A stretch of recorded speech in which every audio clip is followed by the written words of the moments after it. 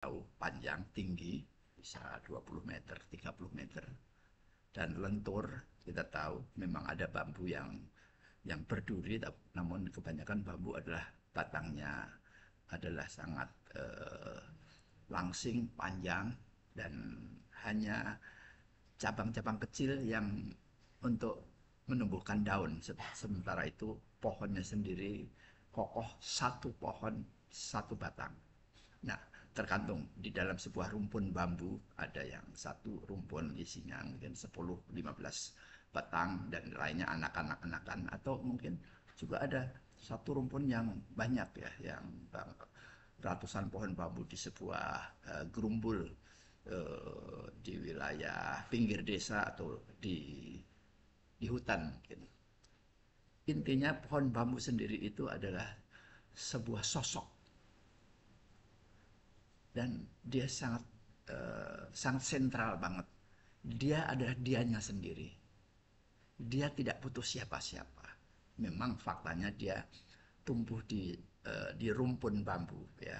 Tetapi apabila toh dia diharuskan berdiri sendiri, tumbuh sendiri, maksudnya rumpun bambu kiri kanannya ditiadakan, misalnya ditebang atau anak bambunya diambil untuk rebung misalnya, di sayur sayur rebung kan enak, kita tahu.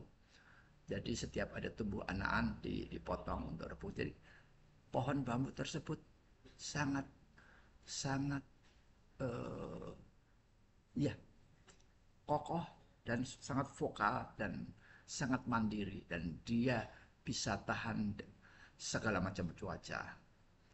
Cuaca yang lebih, terutama kalau hanya hujan dan panas itu biasa. Namun angin ini yang lebih ingin disitir dalam peribahasa ini. Seseorang yang bisa tumbuh seperti pohon bambu ditiup angin. Dia bisa meliuk ke kiri ke kanan. Anginnya sepoi-sepoi, hanya goyang-goyang saja. Anginnya agak kencang, dia berayun-ayun. Bahkan badai pun, angin yang dengan kecepatan di atas 100 km per jam, dia cukup bisa melengkung dan setelah itu bisa kembali lagi. Nah, itulah pohon bambu. Makanya seseorang yang diibaratkan sebagai seperti pohon bambu ditiup angin. Seseorang tersebut adalah merupakan seorang yang sangat simple, sangat supel, sangat fleksibel, sangat lentur, mudah beradaptasi dengan lingkungan. Dimanapun dia berada, dia bisa berayun-ayun, tidak pernah menubruk seseorang, tidak pernah menyakiti orang lain, namun dia bisa berayun sesuai dengan irama. Mau bercanda bisa, mau ngobrol yang agak serius bisa, mau kerja tekun mengerjakan sesuatu juga bisa. Ini adalah sosok yang diibaratkan seperti pohon bambu ditiup angin. Nah, pribadi yang seperti ini pasti ada di dalam masyarakat, dan memang sebetulnya tidak terlalu banyak, namun ada. Dan bagi siapa-siapa yang memiliki personality seperti ini, tentunya harus bersyukur dan sangat berbahagia, karena biasanya kawannya banyak, mudah berteman dan kawannya banyak, dan eh, dia bisa beradaptasi dengan orang yang lebih tua, bisa beradaptasi dengan orang yang sebaya ataupun yang lebih muda. Dia pun juga dieluk-elukan kehadirannya. Bahkan kalau beberapa hari tidak muncul, namanya sering disebut, si ini kemana ya? Nah, jadi memang dia adalah sosok yang apa ya, nggak ada lu nggak ramai deh gitu.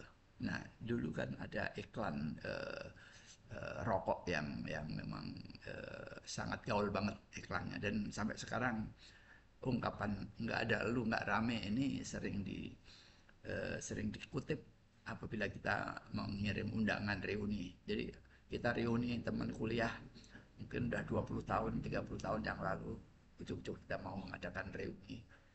Datang ya tanggal sekian hari ini di tempat sini nih. Terakhir kalimatnya mengutip, nggak ada elu, nggak rame.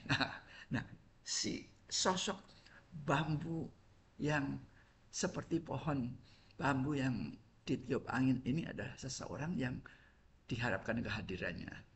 Semuanya menghadiri kristal, ada kelompok ini dan kelompok itu, atau mungkin ada yang netral gitu. Ada dominasi dua tiga orang yang ingin mendominasi dalam kelompok itu, apakah itu dalam organisasi kemasyarakatan atau di lingkungan RT RW atau di kantor, selalu ada sosok-sosok seperti itu. Namun si bambu ini justru dia nggak mau didominir oleh orang-orang yang punya vested interest tertentu. Dia ingin hadir di mana-mana. Bagus sekali, dan ini adalah gifted ya. Ini semacam karunia dari Tuhan yang Maha Kuasa memberikan dia karakter seperti itu. Dan bagi siapa-siapa yang tidak seperti itu, tidak perlu bersedih hati.